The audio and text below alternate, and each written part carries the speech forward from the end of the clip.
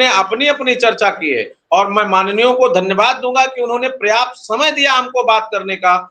जो भी कुछ आरोप प्रत्यारोप के दौर थे, माननीय मुख्यमंत्री जी से गिला शिकवा था, उसको दूर करने का पर्याप्त अवसर दिया गया और उसमें सहयोगी और सहभागी बने हमारे सभी माननीय।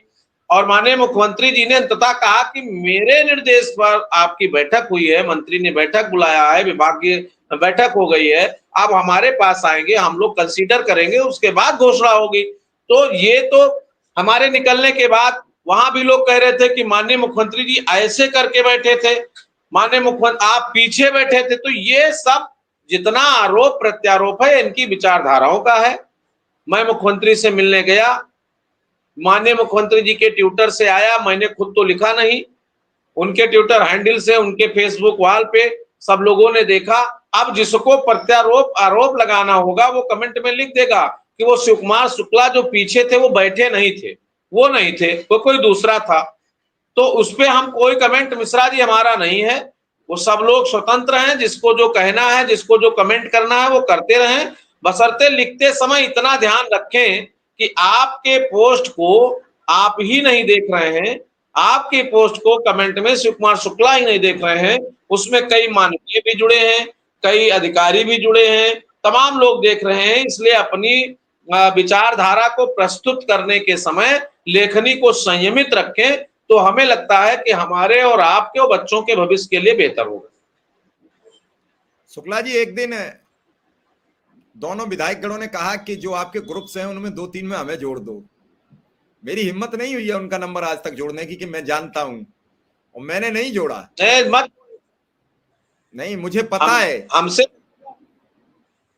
हमसे व्यक्तिगत रिक्वेस्ट माननीय जी ने किया था, हमने कहा हमारे ग्रुप में आप मत जुड़िए, अन्यथा आप जो पैरवी कर रहे हैं वो आप छोड़ देंगे।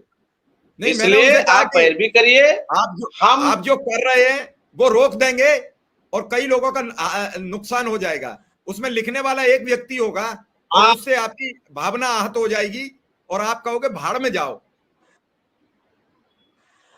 हमने कहा पैरवी करते रहिए, एहसान हम चुकाएंगे और अपने लोगों की भावनाओं के साथ चुकाएंगे, लेकिन आप हमारे ग्रुप से दूर रहिए। हम आपको रेगुलर फोन करके आप हमारी समीक्षा करिए और हम आपको उत्तर देते रहेंगे, लेकिन ग्रुप में जुड़ करके उत्तर लेने का प्रयास मत करिए, क्योंकि ये तमाम विविध विचारधारा का ग्रुप है और उसमें कौन व्यक्ति किस समय किस मूड में, क्या हमारे लोग गलत नहीं हैं, लेकिन उनकी भावनाएं वो प्रदर्शित करने का या उनकी भावनाओं को व्यक्त करने का तरीका कैसा हो, और हो सकता है कि वो तरीका आपको नापसंद या नागवार गुजरे और उसमें आप कुंठित हो, मानसिक रूप से पीड़ित हो, तो वो अच्छा नहीं होगा। इसलिए हम अपने भाइयों बहनों की पीड़ा को, भावनाओं को हम खुद समझेंगे और उससे संबंधित बात आपसे करेंगे, तो निश्चित रूप से आप भी सहमत रहेंगे और हमारे लोग भी सुरक्षित रहेंगे और आपकी भावना या आपके सम्मान को कोई ठेस नहीं लगेगा। ये हम लोग तो आदी हो गए 24 साल से सुनने को, सुनाने को, कहने को और सुनने को, लेकिन हमारी बात को इतना गंभीरता से कोई क्यों सुनेगा, या इतना दर्द भरी बातें आपसे क्यों शेयर करेगा,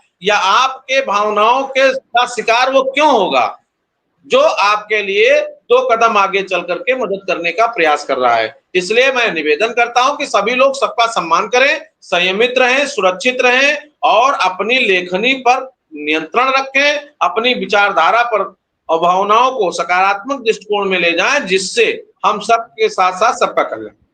जी